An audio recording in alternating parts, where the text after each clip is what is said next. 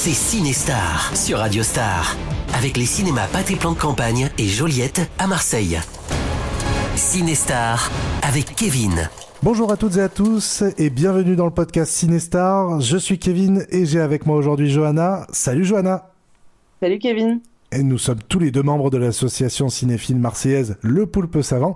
Et à l'occasion de la sortie de Bridget Jones, folle de lui, le 4e volet donc de la saga, eh bien je voulais revenir un petit peu sur l'actrice qui interprète Bridget Jones, qui est Bridget Jones. C'est bien entendu Renée Zellweger. Alors, non, pardon, Renée Zellweger. J'ai fauté, c'est apparemment comme ça qu'il faut prononcer.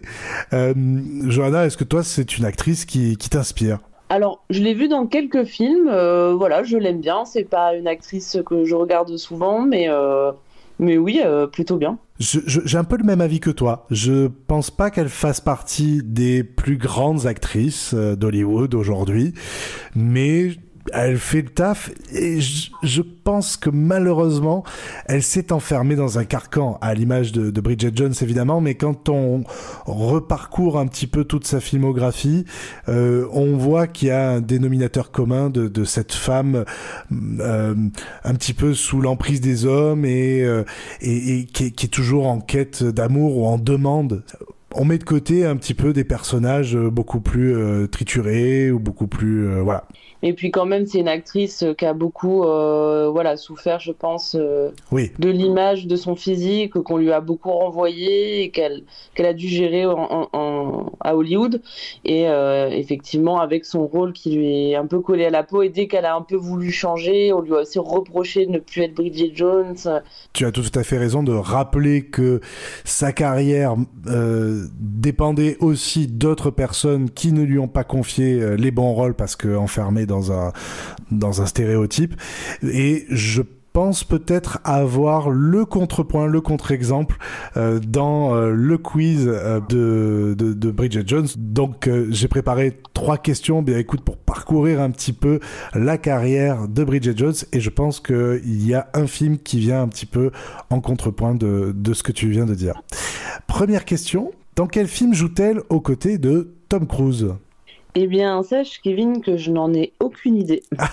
Du coup, j'ai pas révisé avant de venir, et je ne sais pas du tout.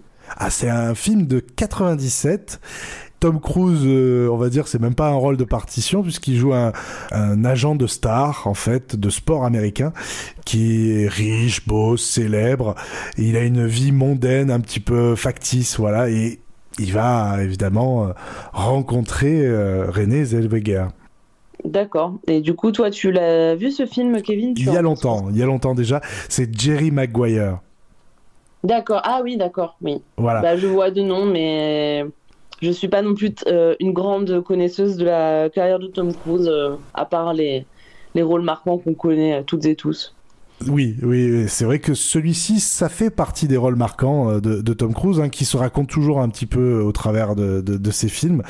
Ici, Tom Cruise joue le rôle d'un agent de joueur de football américain, et il y a des moments très savoureux dans le film, des répliques que je trouve assez cultes aussi, notamment Show me the money, qu'il doit répéter en boucle dans son bureau vitré d'une grande tour de Manhattan, et aussi la réplique You had me at hello de Renée Zellweger, qu'elle prononce après que Tom Cruise lui ait fait une tirade de plusieurs minutes pour la récupérer, et évidemment elle lui répond ceci, c'est-à-dire que dès qu'il est entré dans la pièce, elle l'a pardonné. Donc voilà, c'est un très bon film qui vaut le coup d'être vu ou revu aujourd'hui. Et oui, bah alors peut-être qu'il faut que je me remette à la page. Deuxième question pour retracer un peu la carrière de Renée Zellweger. Sais-tu dans quel film elle joue aux côtés de Jim Carrey ? Oui, alors là je suis un peu plus Jim Carrey que Tom Cruise. Et donc c'est Food Irene des frères Farrelly. Exactement, bien joué. C'est un film un petit peu surréaliste, complètement hors norme, je trouve. Oui, comme tous les films des frères Farrelly, je pense qu'il n'y a pas... et les films de Jim Carrey, car qui dit Jim Carrey dit hors norme. Et oui, c'est vrai que je me rappelle voilà, de son rôle avec Jim Carrey. Ouais, Food and Ren qui a quand même bien marqué son époque, années 2000, un an avant Bridget Jones. Après, moi, c'est vrai que je suis plus fan de Dumb and Dumber des frères Farrelly. Enfin, j'en garde encore un plus gros souvenir et Menteur, mais Ouais. oui, Food and Ren quand même, un bon classique. Menteur, ouais. Alors, moi, je suis pas très fan de Dumb and Dumber. Je trouve que enfin, il y a eu des meilleurs duos débiles, si tu veux. Je pense notamment à John C. Reilly et Will Ferrell dans ce film Step Brothers, qui, voilà, pour moi, sont deux débiles parfaits. Et aussi Wayne's World. Ces deux duos fonctionnent beaucoup mieux que celui de Oui. de Jim C'est Carrey. sûr, et puis même Jim Carrey dans Ace Ventura, tout ça aussi, je trouve qu'il va plus loin. Mais bon, après, c'est juste, moi, je suis une énorme fan de Jim Carrey.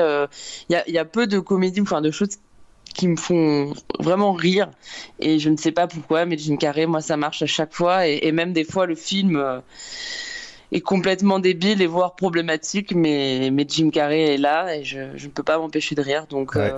Tout ce qui l'entoure, voilà. Et c'est vrai que dans Food and Ren, ouais, le duo est pas mal quand même. C'est vrai, et elle est assez étonnante parce que Oui. il faut donner la réplique à Jim Carrey. Ouais, je pense qu'il faut, ouais, c'est pas évident à garder. Voilà, garder ses esprits à mon avis. Et tu le disais tout à l'heure, c'est donc un film des frères Farrelly qui ont aussi réalisé Marie à tout prix. Moi, Oui. c'est mon film préféré des frères Farrelly. Et, Oui, il est super aussi, c'est vrai. Et je trouve que leur cinéma est un petit peu à mi-chemin de ces comédies de situation que faisaient les Zaz à l'époque. Y a-t-il un pilote, y a-t-il un flic, très gaguesque. Et il y a aussi pas mal de Mel Brooks dans les relations interpersonnelles entre les gens. Oui. Et c'est vraiment les meilleurs héritiers du cinéma de comédie américain des années 70-80. Bien sûr, et puis il faut savoir que très influencé par Chaplin, Keaton, enfin il y a comme tu le disais justement, voilà, sur le gag, et bon, c'est aussi pour ça que ça marche autant avec Jim Carrey, parce que voilà, c'est le gag en personne, on va dire, mais voilà, oui, moi je suis assez d'accord que ça marque une époque de la comédie, comme on a du mal à en faire aujourd'hui en tout cas. T'as tout à fait Mais raison. voilà. Et puis, pour terminer ce petit tour d'horizon de la carrière de Renée Zellweger, un film qui est passé sous silence, hein, qui est sorti en 2020, mais pour quel film a-t-elle remporté l'Oscar de la meilleure actrice ? Alors, je sais que c'est pour donc son rôle de Judy Garland. C'est ça. Mais effectivement, déjà, je n'ai pas vu le film, et je savais, je le savais, enfin voilà, comme ça, mais je l'ai jamais vu. Et c'est vrai que en y repensant, je me suis dit que ce film n'a pas du tout été, on m'en a pas non plus parlé autour de moi, ça n'a pas été un. Et pourtant, elle a eu l'Oscar. Oui, le film s'appelle Judy, donc, tout simplement. Et le film est sorti 15 jours avant la pandémie de Covid. Donc, forcément, Ah oui, d'accord. l'exploitation a été amputée. Derrière, les Oscars l'ont récompensé. Et je pense que les Oscars 2020, ça a eu une audience catastrophique parce que ça s'est passé dans des conditions très compliquées. Ça ne pouvait pas se passer sur scène, comme d'habitude, avec un grand show à l'américaine. Donc, voilà, elle a reçu l'Oscar. J'ai envie de dire que même là, si tu veux, la malchance Bridget Jonesienne, si je peux dire, a frappé pour elle parce que ça aurait pu être peut-être un nouveau départ dans sa carrière pour qu'elle fasse d'autres projets. Et j'ai pas l'impression que ça fut le cas. Oui, c'est vrai que ça a eu moins d'écho. Quand on compare, par exemple, avec que Cotillard quand elle a fait La Môme, enfin voilà, bon, c'est parce que souvent les biopics sont un peu les films à Oscar, j'ai l'impression, Tout à fait. ou les films à renommer pour les acteurs, pour pour passer. J'ai l'impression que c'est un peu le passage supérieur, puisque bon, je suppose aussi que le biopic demande des qualités d'acteur, plus fortes, hein, puisqu'on doit se mettre vraiment dans un personnage réel, on doit l'imiter, prendre ses mimiques, prendre un tout. Mais c'est vrai que c'est dommage que ça ait été passé sous silence pour sa carrière, je pense. Alors je sais pas, est-ce que toi tu as vu le film, Kevin, pour Non, j'ai pas vu le film, et c'est vrai que ça m'a étonné dans la carrière de Renée Zellweger de voir ça. Je me souvenais qu'elle avait eu l'Oscar pour ce film, et en fait, malheureusement, c'est vrai que l'exploitation a été tronquée. Je rappelle juste que Judy, c'est sur Judy Garland, tu l'as dit tout à l'heure, et que c'est une star planétaire à l'époque, hein, grâce au Magicien d'Oz. Et là, ça se passe plutôt sur la fin de sa carrière, 30 ans après le Magicien d'Oz. Et elle travaille beaucoup, elle est complètement épuisée, alors qu'elle enchaîne tous les spectacles. Donc, comme tu l'as dit tout à l'heure, Hollywood adore ces success stories, mais encore plus quand ça parle d'Hollywood, puisque Judy Garland a été hantée par une enfance sacrifiée pour Hollywood. C'est en ça tout le paradoxe de ce film, et je pense que c'était la bonne actrice pour interpréter ça, parce que elle a finalement toujours été un petit peu boudée aussi à Hollywood. Hollywood est une machine à rouleau compresseur pour les femmes et pour leur corps, leur représentation, et ça a été un rouleau déjà compresseur pour Judy Garland, hein, qui quand même est tombée dans les drogues, l'alcool, elle a eu quand même à la fin une vie très compliquée, et je pense que c'est peut-être pas pour rien aussi que Renée Zellweger a décidé de jouer ce rôle. Elle a dû peut-être ressentir une connexion. C'est vrai. Et de ce que j'ai lu quand même, je pense que c'est un rôle qui lui allait bien, et dont elle a fait une performance pas si mal. Donc je pense que ce serait intéressant de le voir par rapport à ce qu'on disait, voir si ça permet quand même pour elle de décoller un peu sa carrière. Exactement. Et pour terminer un petit peu ce tour d'horizon, je voulais aussi parler d'autres films avec Renée Zellweger. Je pense à Retour à Cold Mountain de 2004, qui est avec Nicole Kidman et Jude Law, parle d'une histoire d'amour en pleine guerre de sécession. Ça, c'est quelque chose qui a beaucoup plu, notamment aux États-Unis, avec 8 nominations au Golden Globe quand même. Il y a aussi Chicago, comédie musicale qui est clairement sur les traces de Moulin Rouge, sorti 2 ans après Moulin Rouge, avec Richard Gere, Catherine Zeta-Jones, Lucy Liu, où il y avait cette envie de faire le cinéma de cabaret des années 1920, de faire revivre un petit peu cette époque-là.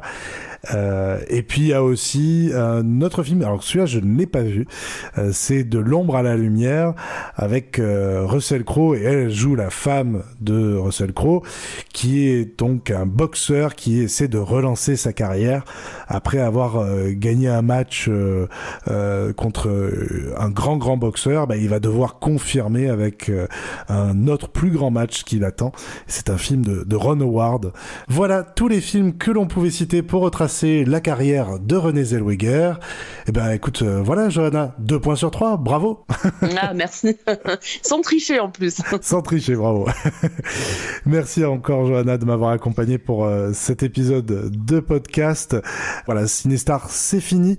Vous pouvez nous retrouver tous les mardis à 19h en live sur Radio Star pour les sorties ciné de la semaine, et aussi donc en podcast disponible sur le site de Radio Star et toutes les applis d'écoute. À la semaine prochaine. Salut. Salut.